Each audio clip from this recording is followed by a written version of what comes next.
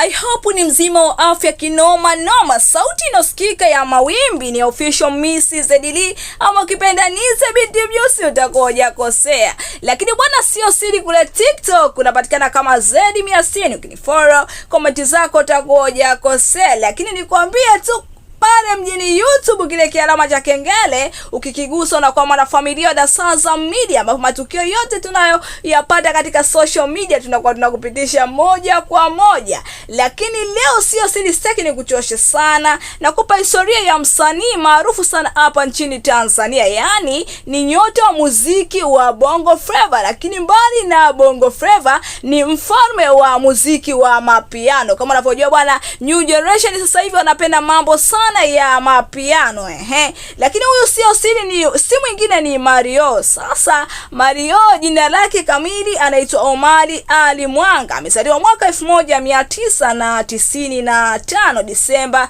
31. Yani huyu bwana Mario sio siri, baada kidogo tu angefikia mwaka 1996. Mario amezaliwa Temeke jijini Dar es Salaam. Sasa baada ya kuzaliwa Temeke jijini Dar es Salaam, katika harakati za kimaisha Mario akabahatika kulelewa na bibi yake, ambapo bibi yake alikuwa anaishi mkoani Pwani Rufiji kule. Wanangu fulani hivi, kabila fulani natokea huko, sasa kuritaja. Lakini kutokana na changamoto za kimaisha Mario hakubahatika kuendelea na elimu ya sekondari, yani alishia shule ya msingi.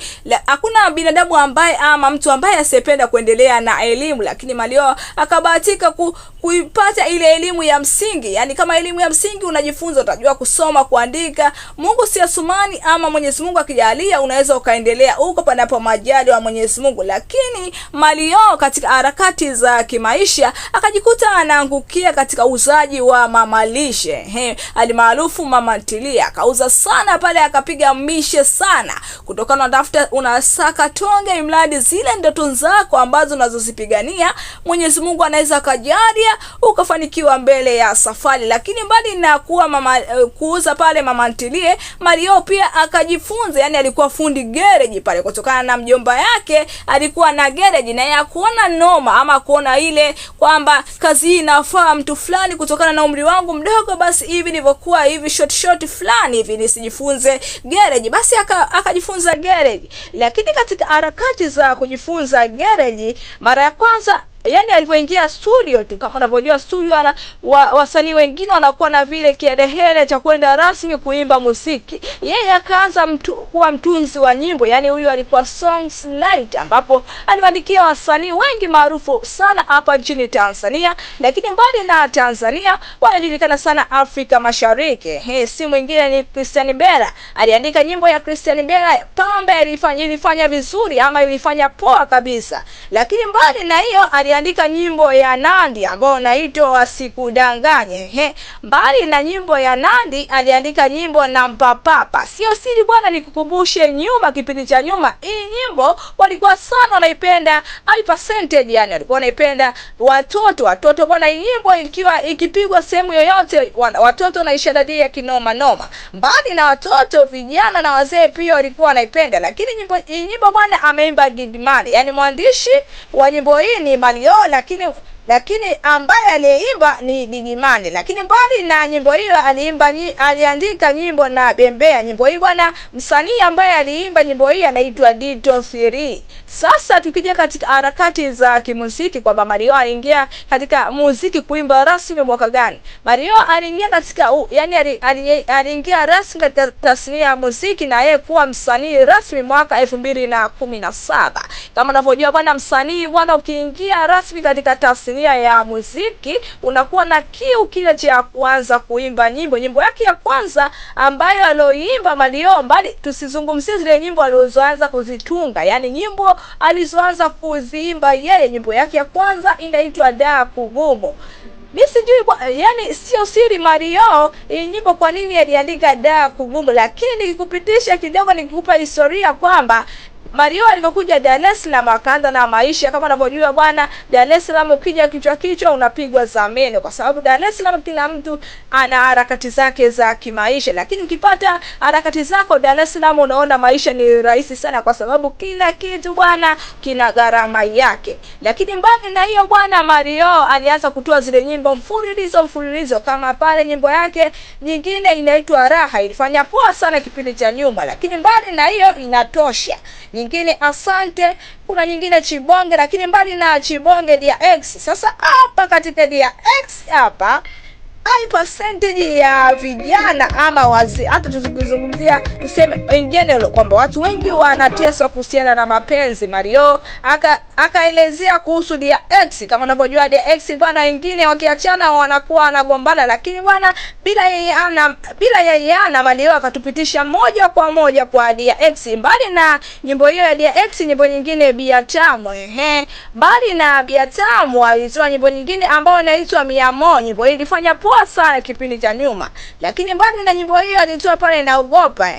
Sasa tukizungumzia kwamba yeye Mario ni nani bwana, Mario bwana ni mfalme wa mapiano. Mario nyimbo zake za mapiano zinafanya poa sana huko, na kama unavyojua nyimbo zake zote Mario watu wanazifanyia challenge kule TikTok pamoja na Instagram, lakini YouTube zinafanya poa kabisa. Sasa tukimzungumzia Mario, ametoa albamu ngapi Mario?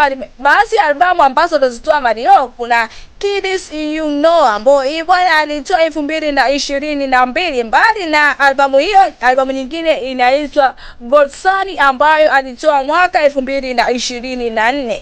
Tukija katika tunzo, Mario amepata tunzo gani? Mario amepata tunzo mbalimbali. Mimi nakupitisha katika tunzo moja tu ambayo ina generate Tanzania. Hii tunzo inaitwa tunzo yani muziki wa Tanzania, ambayo tunzo hii inaitwa TMA, alipata mwaka 2022.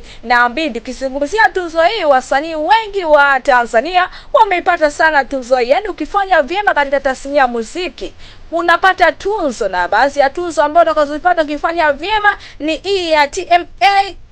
Inafanya poa kabisa kutoa, yani wanakupa hongera msanii ambaye atakaifanya vizuri. Lakini tukizungumzia Mario, yani alianzisha lebo hiyo ambayo alianzisha, alikuwa mkurugenzi mtendaji wa lebo hii.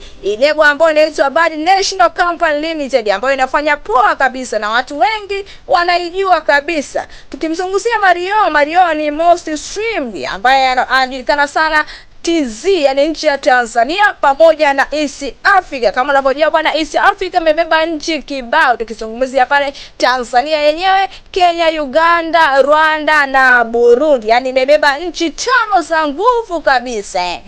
Sasa nikupe siri ya Mario. Yani Mario yani tuseme akianza kuiandaa show yake, yani akianza mpaka akimaliza inagharimu shilingi milioni 50 za Kitanzania.